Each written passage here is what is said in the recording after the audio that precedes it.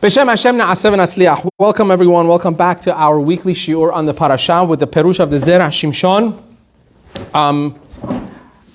Today, this week's Parasha is Parashat Beshalah. We're going to be doing Be'ezrat Hashem Derush Dalet, the fourth Derush of the Zera Shimshon together tonight.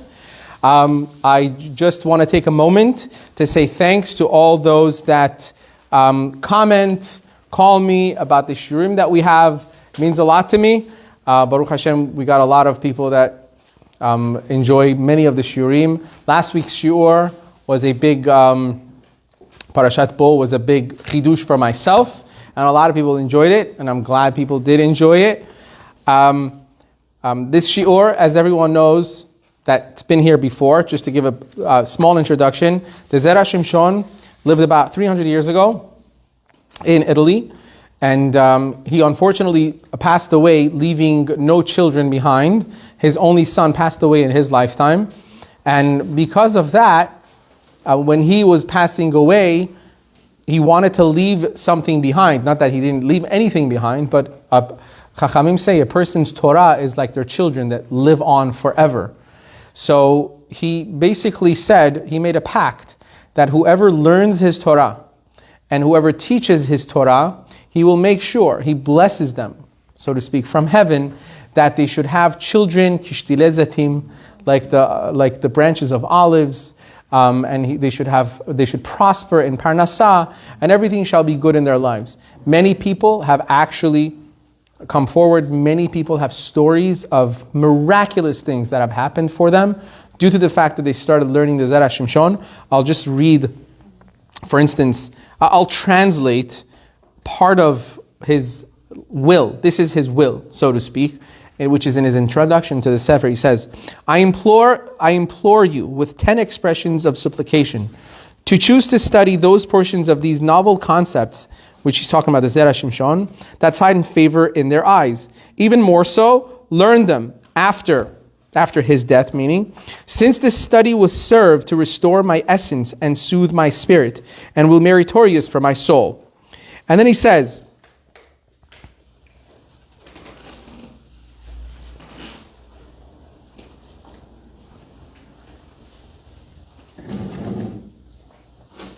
the measure of reward is plentiful, and so too is peace from heaven, for those who do kindness graciously. Your eyes shall see wise and intelligent children and grandchildren like olive shoots around your table. Your homes will be full of all that is good. Neither wealth nor honor will cease from your descendants until the fulfillment of, they will see the glory of Hashem, the majesty of our God. And he will raise a banner for the nations and assemble all. So basically he says, until Moshiach comes, I will make sure, I bless you, that you should have everything good. I'm telling you, people that have started learning the Zera Shimshon, there was one story I read, there was a guy that was bound to a wheelchair. And he told him he'll never walk again. And he started learning and teaching the Zera Shimshon, and he's walking. And the doctors can't understand. There were people that, Rahman al-Insan. So it's a great segula for great things. But I must say, that's not why we're learning it. We're learning it because his Torah is absolutely magnificent. The way he looks at the Torah, the way his Perush is beautiful, and that's why so many people around the world are out there trying to translate his works, because it is kind of difficult. He has difficult Torah, difficult things to understand. So we'll delve into it as much as we can. The shiur, if anyone, by the way, wants to dedicate or wants to sponsor the shiurs, you could reach out to me at Zera Shimshon story at gmail.com. If you have any stories, personal stories you want to share, you could use the same email. If you want to sponsor a shiur, you could let us know, or let me know personally, or email us at Zera Shimshon story at gmail.com. The shiur is dedicated for the refuah shelema of Kol Chole Am Yisrael. If you have anyone in mind, just have their names in mind. Also, those that are looking to get married, Be'ezrat Hashem, they should be zochet to find their zivug in the zechut of Zera Shimshon bekarov u'bizmano. Those that need children, Hashem should give them children in His zechut. Those that have children, Hashem should keep them in the right path. Amen. Keni ratzon.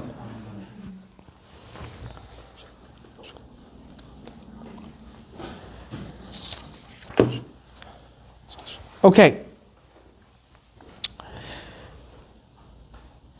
Midrash Rabbah In the Midrash it teaches, the Torah says this week when we start Parashat Beshalah, Be'ezrat Hashem, the Torah says that HaKadosh Baruch Hu took the Jews out of Egypt and he took them at a roundabout way out of Egypt. He didn't take us directly to Eretz Israel. You could say this was the first time Jews were late for something. Now we were trying to go to Eretz Israel and we're going to be late. Was it the first time? I don't know. Maybe there are past ancestors that we've had but we didn't make it on time. We were actually 40 years late. So the next time someone tells you, why are your weddings always 2 hours late? You could just turn to them and say, at least it's not 40 years late. Okay, relax, enjoy the hors d'oeuvres. Chuppah will start whenever the groom and the bride decide that they want to get married. Said the rabbi. So the Midrash Rabbah says, Vayasev Elohim et ha'am, HaKadosh Baruch Hu turned the people around. That's what the pasuk says in the Torah, that Hashem turned people around, which means He didn't take them the direct way to Eretz Israel. Mikan amru rabotenu, our rabbis teach from here. Afilu ani shebe Israel lo yochal ad sheyasev. Even the poorest of the Jews shall not eat their meal unless they recline. When is it talking about? Pesach. On Pesach, everyone has to eat their matzah, which is the obligation, by reclining to the left. Why? Because we want to recline. We want to be aristocrats. We want to be noblemen. We want to recline. I know most of us feel every time we recline, we think to ourselves, who eats like this? I know I'm thinking it. What nobleman leans to their left and eats? I feel like every time you're about to choke because you're like lying on your side. But believe it or not, if you research on Google, you will see that in the olden days, they used to have beds where they used to lie on. It's like these half couches. They used to lie and eat. Like rich people, that's how they used to eat. And when your body gets used to it, I guess it works. You know what I mean? Today's day and age, please don't try this at home. It doesn't really work. But that's how they used to do it. So the Midrash is saying, the fact that God took us at a roundabout way from Egypt to Eretz Israel and didn't take us directly into Eretz Israel teaches us that even the poorest Jew has to recline on Pesach. No matter how poor they are, act like you're rich and recline. Okay? Shekach hasalem HaKadosh Baruch Hu, because this is what HaKadosh Baruch Hu did to the Jews. Shenemar, as it says, Vayasev Elokim, and Hashem Vayasev, He turned the people. At kan leshono. This is the Midrash. First question everyone has to have is, please, if you're not listening, act like you are. It makes me feel good. I go home happy. So anyone have it's just a simple question. Why 4 years? No. The question is, what does one have to do with the other? It's saying the reason, because God took us at a roundabout way out of Egypt, so we have to recline. What does that have to do with anything? I have to recline because we were late to Eretz Israel. Hashem took us on a detour, so I have to recline because we went on a detour. It has to make sense, and that's a Midrash. See, this is the thing. This is the beauty of the Zera Shimshon. Many of us, when we learn Midrashim, we think to ourselves, yeah, that's how a Midrash is. It's very cryptic. Like, it's not supposed to make sense because they're just, they're things, sometimes you don't understand, sometimes they don't make sense. But the Zera Shimshon always makes it make sense. Because Midrashim weren't just written by some random people. Like a random poet that wanted to rhyme. And he's like, who cares? This rhymes. Even if it doesn't make sense, at least it rhymes. Right? That's not what Midrashim were written for. So he says this is astounding. What does one have to do with the other? The fact that we kind of went an indirect way, what does it have to do with us leaning on the side on Pesach? But Rashi says over there on that pasuk, the fact that Hashem took us on a roundabout way, Rashi says,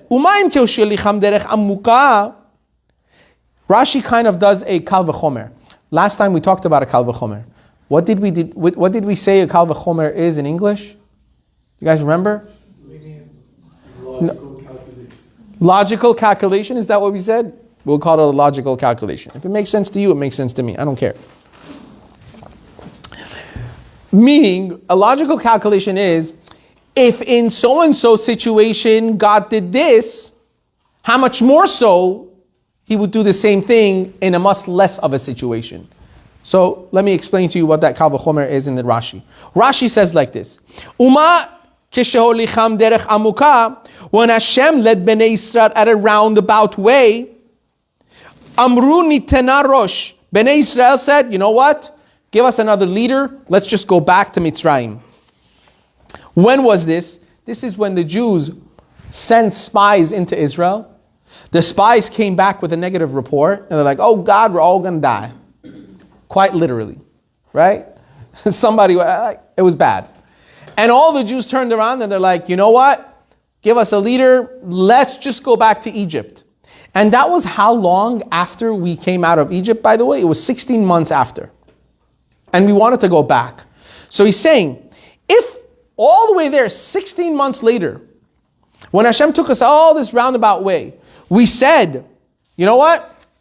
The spies said negative stuff about Israel. We don't want to go. Just take us back to Egypt. If that's what we said, im holicham b'pshuta, if Hashem had taken the direct way to Israel, alachat kama v'kama, for sure we would have said, take us back to Israel. If we said, take us back when we went through the detours, how much more so we would have said, take us back if we would have gone directly. Now we're going to try to understand, how does Rashi make sense? What does one have to do with the other? Why is it that we would have asked for God to take us back to Egypt more if we would have gone directly? Why would going directly to Israel make Jews want to go back to Mitzrayim more? What does the distance have to do with it? What's distance got to do with it? Got to do with it. Got to do with it.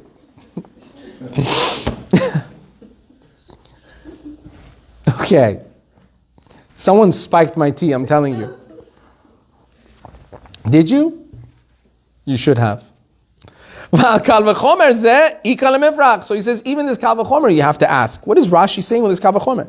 Shara Adrabah. Says, on the contrary, it should be the other way around. If Hashem would have just taken us to Israel right away, as soon as we came out of Mitzrayim, we would have not regretted anything and wanted to go back to Mitzrayim. The fact that we wanted to go back to Mitzrayim was because we were just out for so long. We got tired. That's logically, that makes more sense. If you would have taken us directly to Israel, we would have been, okay, Baruch Hashem, Chodar Shokr, Matos El Al, direct flight, we are here. The service was but at least we are here, right? But now that you took us out the long distance way, we would have asked to go back home even more. So what's Rashi saying? The exact opposite. If it would have taken us directly, we would have been like, no, let's go back to Mitzrayim. The long way, maybe not. Why? So he explains why why so. We would have not regretted having left Egypt, and would have wanted to go back to Mitzrayim. Because it would have still been, Mitzrayim would have still been fresh in our minds. I turned Indian for a second. Our slavery would have still been so fresh in our minds that we would have, let's say, for instance, if it had taken only 2 months to get to Israel from Egypt, and something would have gone wrong, we wouldn't just right away be like, you know what, let's go back to Mitzrayim. No, because our memories, we would have not forgotten Egypt that quickly. Right? We were like, no, I remember, it was bad. I don't want to go back. 16 months, a lot changes in a person's mind. I don't know, maybe it wasn't so bad. I don't know, maybe Paro's wife was putting pressure on him. Things happen. He was having issues. You know, we do that, right? We tend to do that. When time passes, we forget things easily. Right? So he says, if we would have gone directly, we wouldn't have that problem. And they would have joy that they had left Egypt because it was so fresh. However, this is not so. When so much time has already passed, we would have already forgotten the bitterness of the slavery, so it would have been so bad, right? After 16 months, then we would be like, okay, maybe not. Therefore, after 16 months, that's when they said, let's go back to Egypt. Maybe if God would have taken us directly to the border of Israel, we would not have said go back, because it would have, Egypt's slavery would have still been fresh in our minds. It says, we must, the truth is, he says, we have to examine this. Let's understand.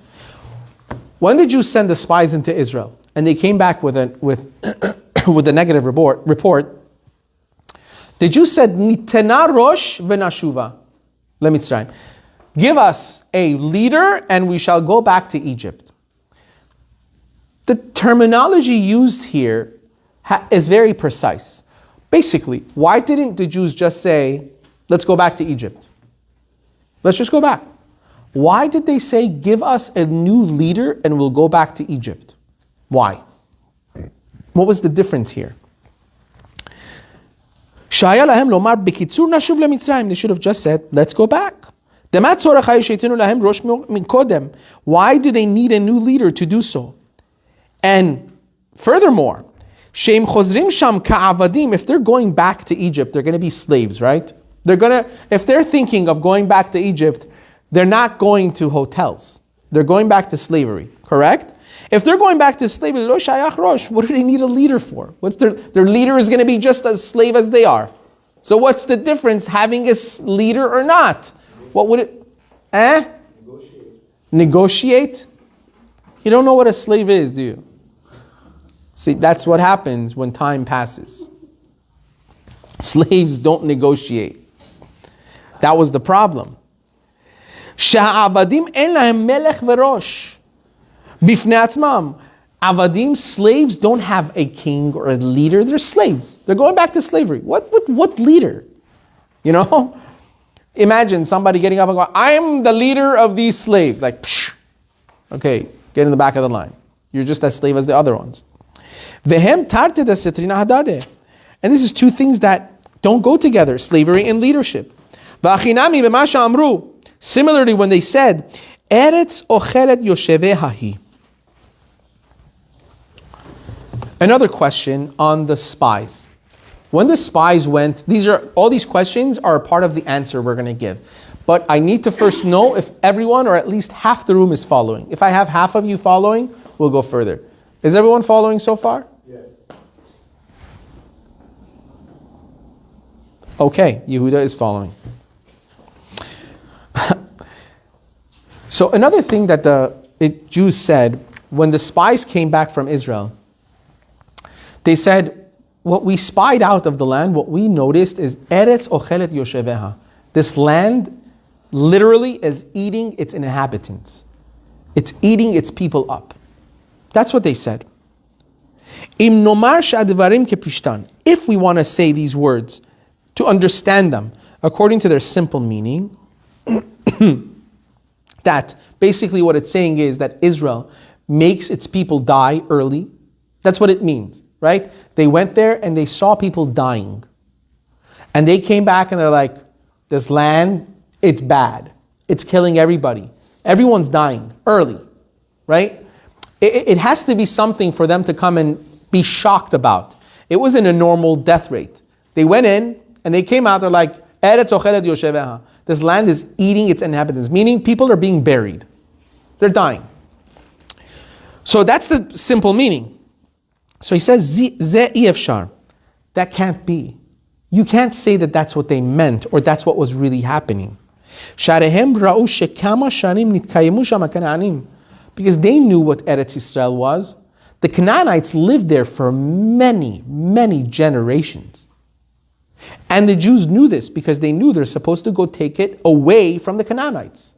God had promised the Jews that the Canaanites are going to give up the land, you're going to live there, right? The Canaanites had lived there for many, many long years. So all of a sudden, if you're there and you're shocked because of the fact that it's eating its inhabitants. If Israel was really bad, no one would be alive there. No one would have survived hundreds of years. How come there's such a large nation until now? So you're thinking people are dying now, but it can't be because of the land, because the land has survived with people on it for hundreds of years before you got here. So what gives? V'adraba, to the contrary, befihem hayu modim, they acknowledge with their own mouths, shayu chazakim, they themselves came and they said, these people are monsters. They're huge. They're very strong. So it can't be that the people were puny and they were dying. They knew that people live there and they have a strong army. They came and said this. V'hayu anshe midot, they said these people, their dimensions are huge. Ve'im nomar, and for us to say, lefi ma shamru chachamim, as our chachamim have told us, shebechol makum shayu holchim hamraglim, every place that the spies went, hayamet hagadol shebahem, one of the leaders of the Canaanites had died. Someone important had died. Now we know why that happened now. We know that Hashem made this as a miracle to keep the Canaanites busy. If in every section, every community, important people had passed away, the Canaanites would be busy burying their important people. Everyone's at the funeral. They're not going to pay attention at a bunch of spies spying out their land from the Jews.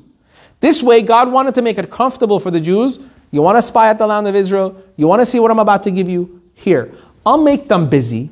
You guys go around, do whatever you need to do, your research, and go home. That was the purpose of it, right? But they didn't see it that way.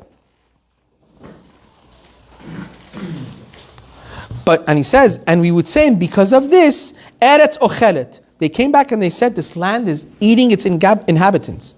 Gamzelo yitachen, this cannot be. Shein sevara lomar, because you cannot say this logically. Bishvil mikre echad shaya lahem ba'etahi, because the Jewish spies wouldn't come all of a sudden and say that Israel kills its people because of one incident. Basically, at that time, it was only happening at that time. You can't come back and all of a sudden say, yeah, this land, this is what it generally does. It kills its people. Can't be. Logically, doesn't make sense. And the spies that went in were not regular people. They weren't, they were highly, highly intelligent people. They wouldn't just make this up all of a sudden, right?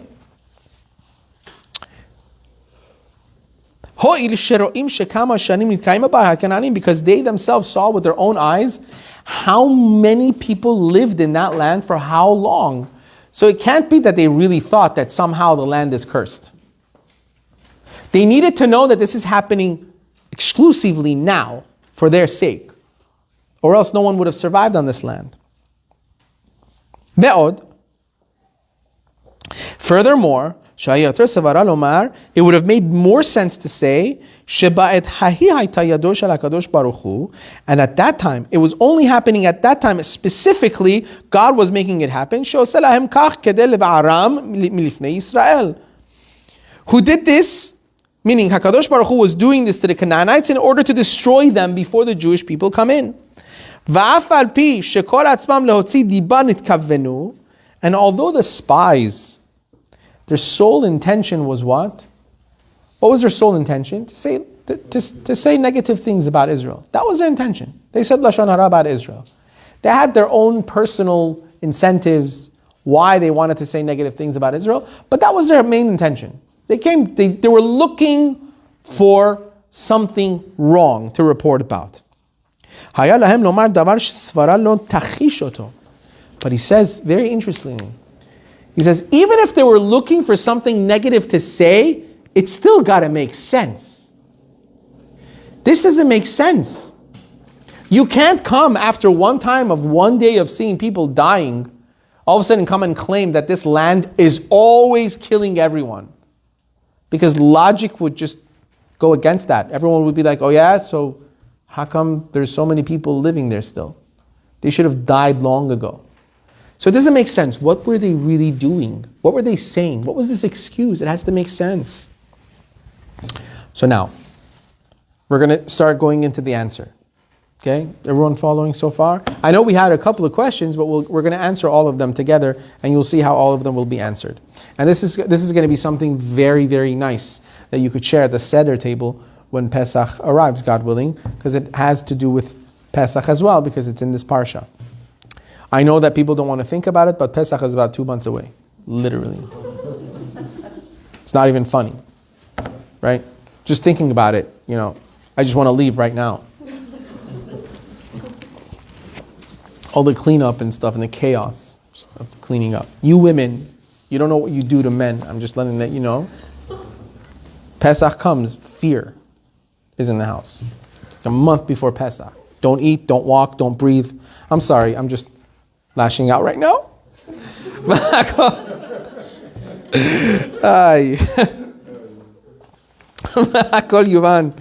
So he says, and all of the above can be understood.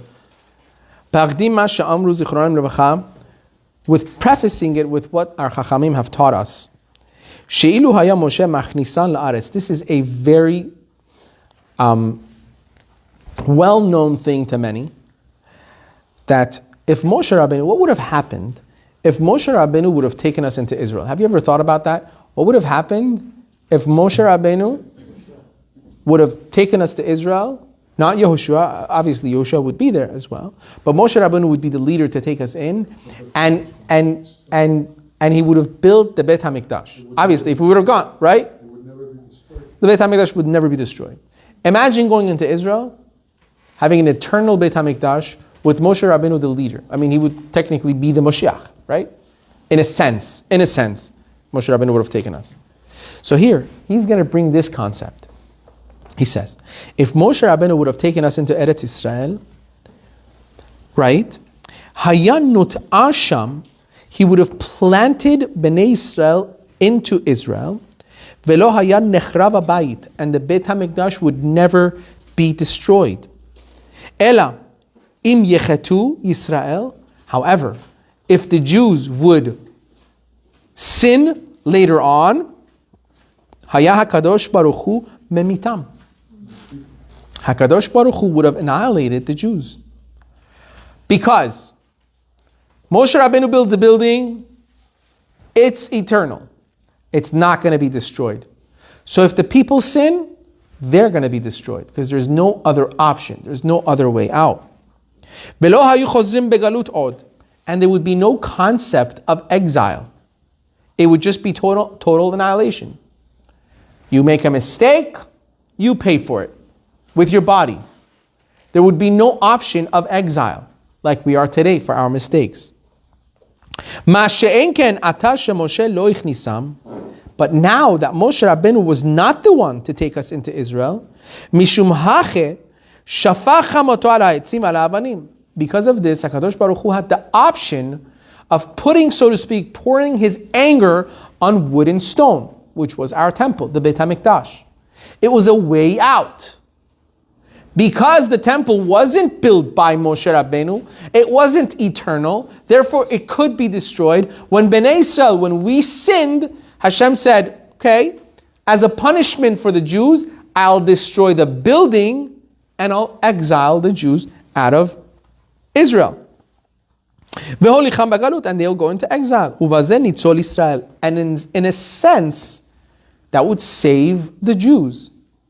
In a sense, this punishment itself became our survival. We would survive because of it. Because Moshe Rabbeinu didn't take us into Israel, we survive. We don't get annihilated for our mistakes. And listen to this, he says, and the Jewish people indeed knew about this. They knew that a day is going to come, they're going to make a mistake. We're going to make a mistake. We're not perfect. We're at least not perfect yet. We're not there yet. And because of this they said, what are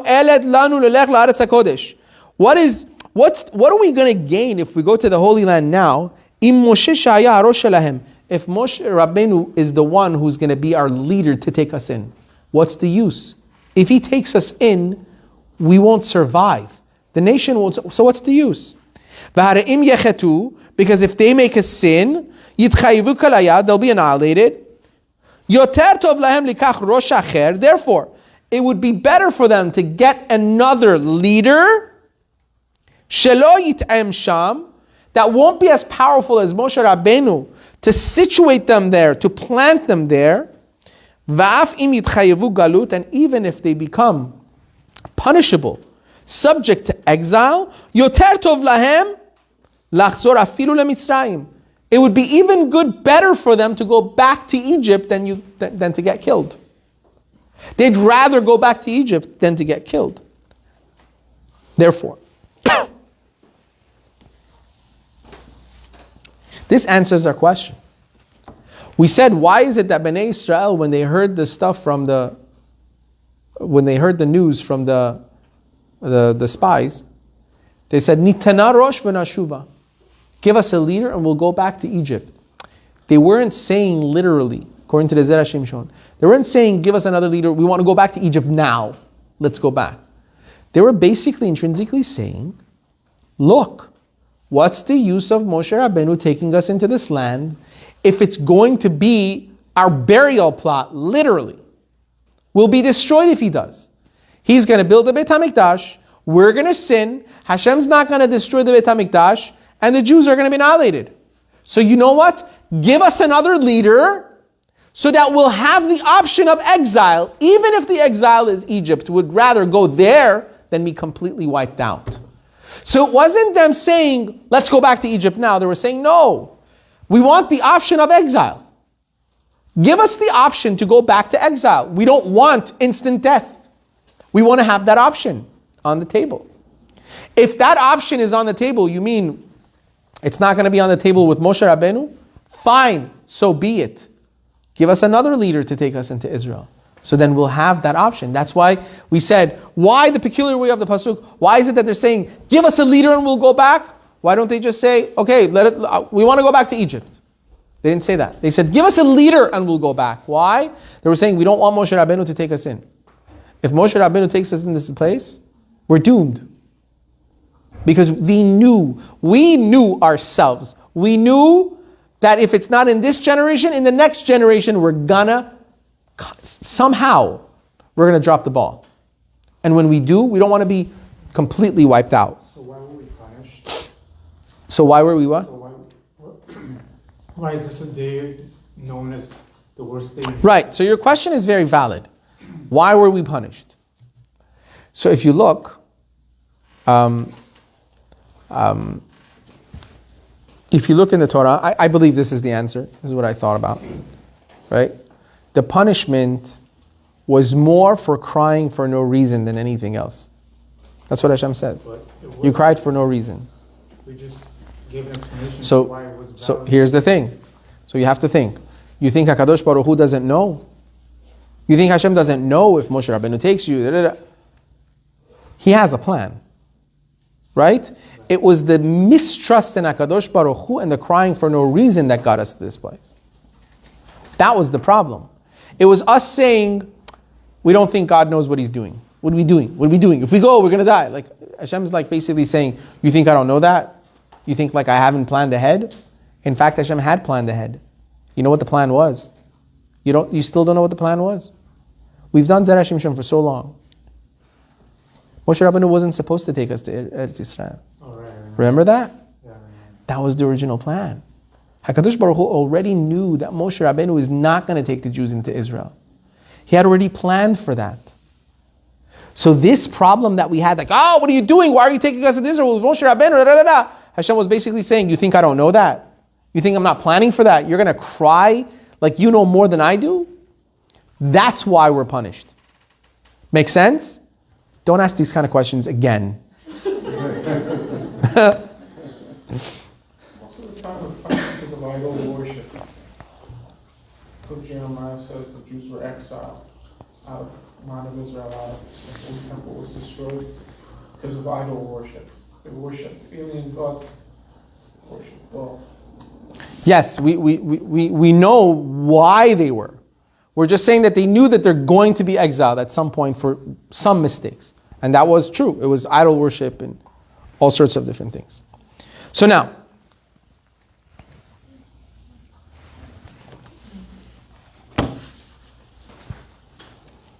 V'al ze amru, sorry. V'al ze amru, and on this is what the reference is to. When they said, Eretz ochelet yosheveha, when the spies said, this is a land that eats its people, this is what they meant. Im yechet'u, they meant, if the inhabitants, if they sin, then they're going to be annihilated. So they were basically saying, Eretz ochelet yosheveha. If we go in and we make mistakes, we're done. It's going to be their burial plot. So why go in? Therefore they said, give us another leader. Basically they were saying, we don't want Moshe Rabbeinu to be the one to take us in. Because if he takes us in, this land will eat us alive, literally. We're not going to survive.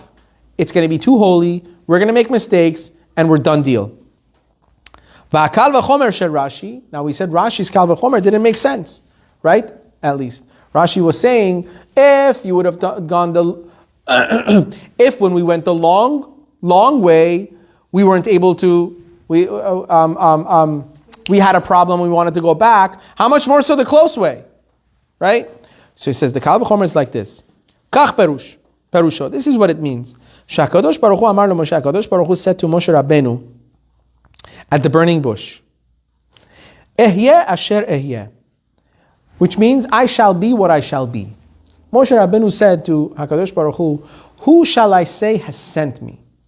You want me to go speak to the Bnei Israel, tell them that God spoke to me? What should I say? Who should I say spoke to me?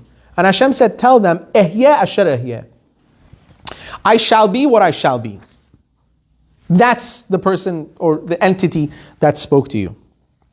Which means, Ani hayiti machem b'shibud zeh, ani yehiye machem b'shibudim acherim.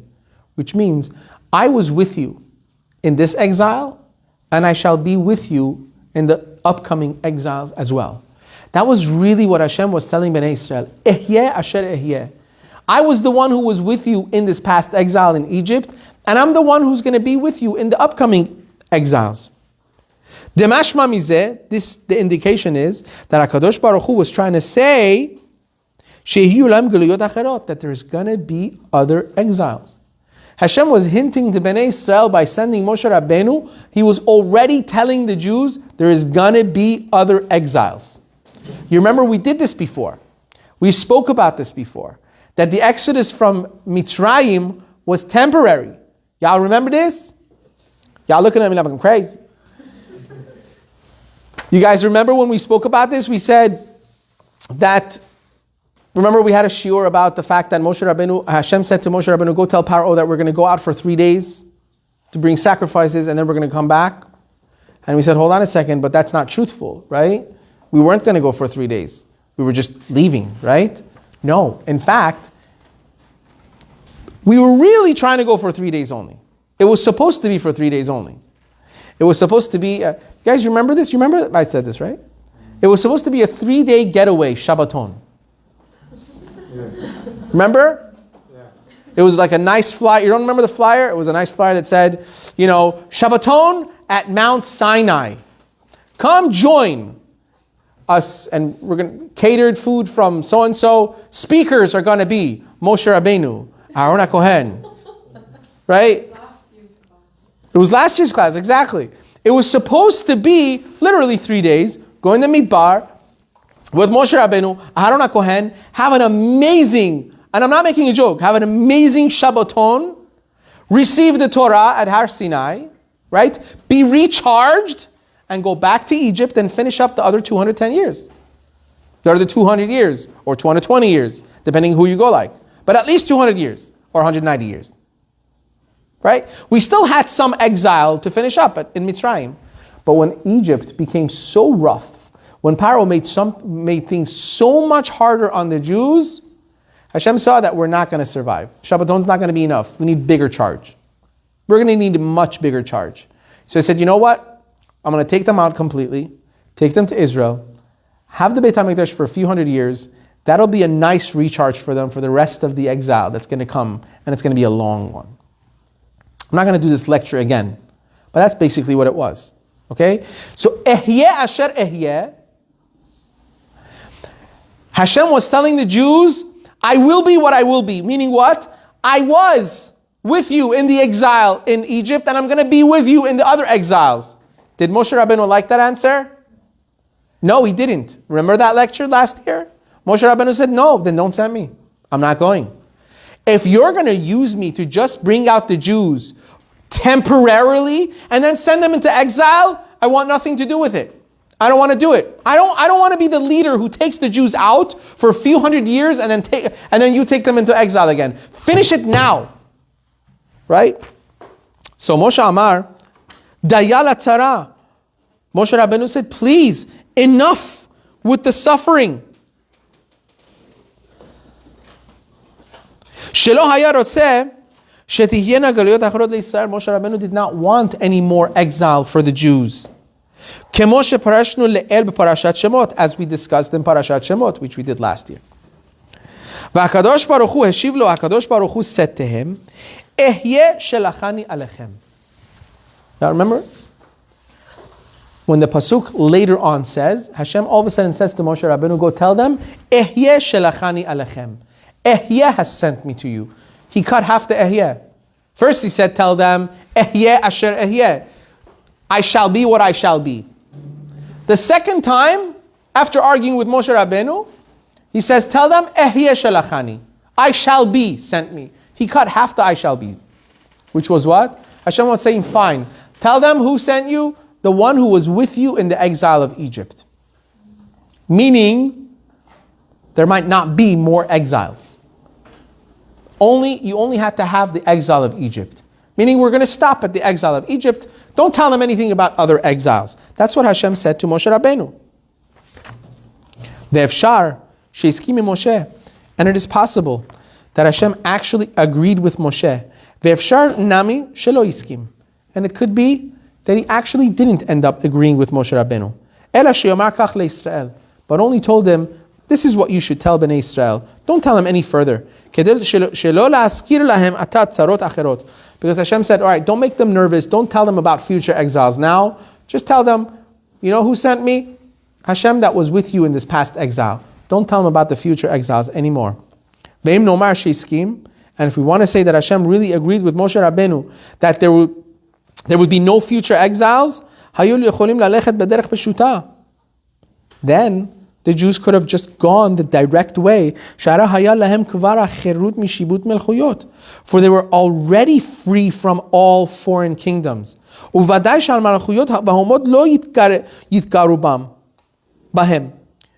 wars and other uncertain harm would not come to them. However, when they were going back in a roundabout way, that was the clear sign of the opposite. That Hashem had not agreed with Moshe Rabbeinu. Listen, just to bring it into a nutshell. I know it was a little difficult to understand. So it says, in the Parsha this week, it says, Hashem did not want to take the Jews the direct way to Israel. Why?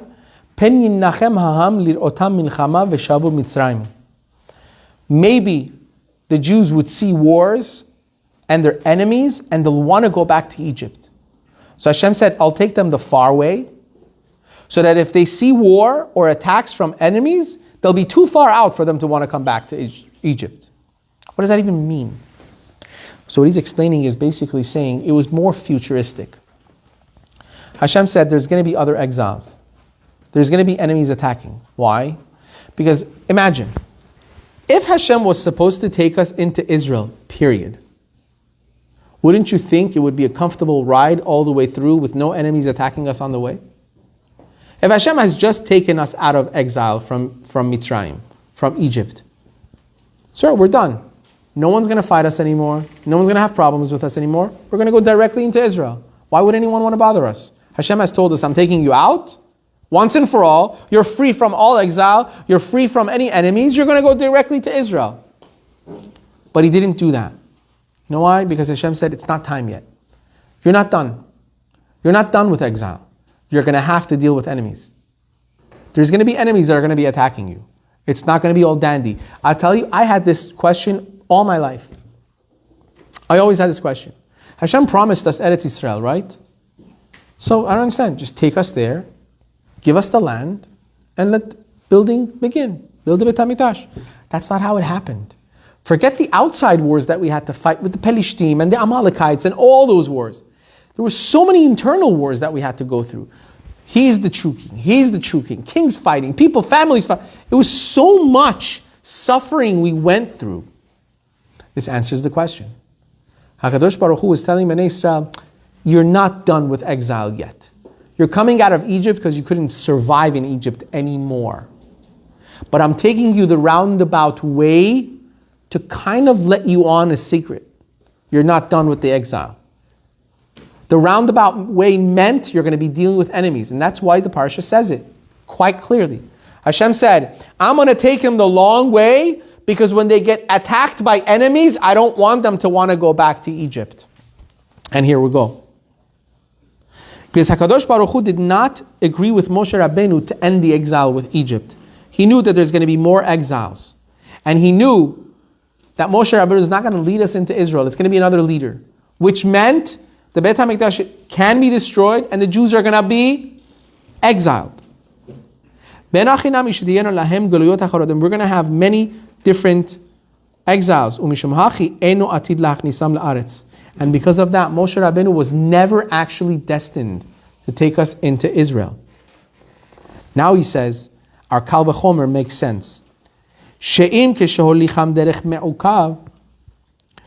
Rashi says, if Hashem had led us by an indirect way,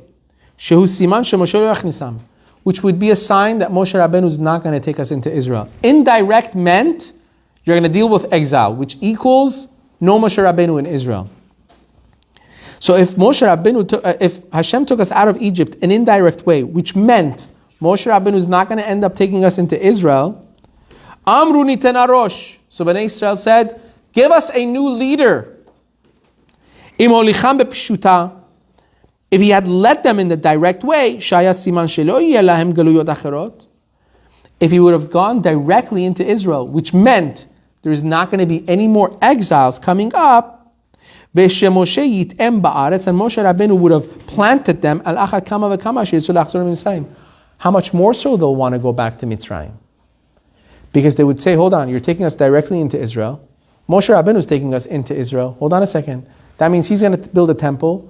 We're still going to make mistakes. And then you're going to kill us all. So forget about it. I don't want to. So basically Hashem was telling them, the fact that I'm taking you the long way should give you the hint that Moshe Rabbeinu is not going to be the leader. But when they got to the border of Israel, they freaked out. We freaked out. We said, hold on a second. Why is Moshe Rabbeinu bringing us in? The land is eating everyone. We're going to die. If Moshe Rabbeinu brings us in, we're going to all die. Give us another leader. We don't want Moshe Rabbeinu to take us into Israel. Little did we know that was already in the original plan. Moshe Rabbeinu was not supposed to take us into Egypt.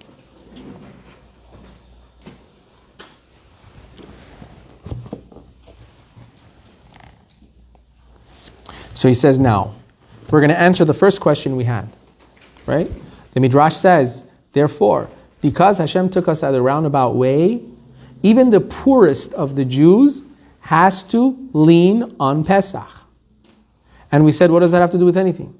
What does a poor Jew leaning on Pesach have to do with the long distance way to Eretz Israel? What does that have to do with anything?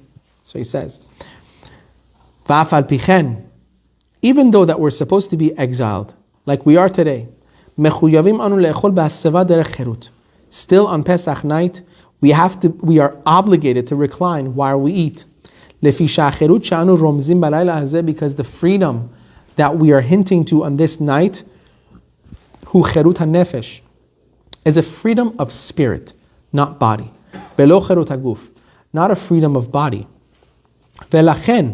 Therefore, even the poorest of the Jews, who is really afflicted and tormented in his life, even so, he has to lean. Because if we were talking about a physical freedom, then it would be a different story. We're not really free. We're in exile. Because we went the roundabout way. We should have known we're going to be exiled more and more and more, like we are in today. So, therefore, the Midrash is saying, don't recline because you're free, so to speak, in a physical manner. You're not free. That's obvious. We're still in exile. 1900 years we're in exile today. It says, but the poorest person should recline. Why? Because you should know that you are free in spirit. Meaning what? At least the fact that you were able to go into exile meant that you survived. And in spirit, you know that HaKadosh Baruch Hu did it for your own good, so that you'll be able to survive. That should give you hope for the future. Meaning that there is hope that Moshiach will come. We will be free in physics, meaning, not physics, in the physical realm. That should give us hope enough for us to lean, even in the saddest times, like the Jews did in the Holocaust. You know, in the middle of all of that darkness, how much self-sacrifice they went through just to have a piece of matzah on a Pesach Seder night. Just so that, and you think on the Pesach Seder night that they did in the Holocaust, they didn't recline? They absolutely reclined. Because even in the darkest moments, even in the darkest shadows of Nazi Germany, a Jew knew, I'm still free. Why am I free? Because the fact that I know that there's still hope for a tomorrow. If Moshe Rabbeinu would have taken us into Eretz Yisrael, the Jews felt there is no hope for tomorrow. So the Midrash is telling us, the fact that we went the long distance to Israel, and Moshe Rabbeinu didn't end up taking us into Israel, meant that we are going to survive, and we're ultimately free. And survival means freedom. Baruch Adonai le'olam. Amen ve'amen. Questions?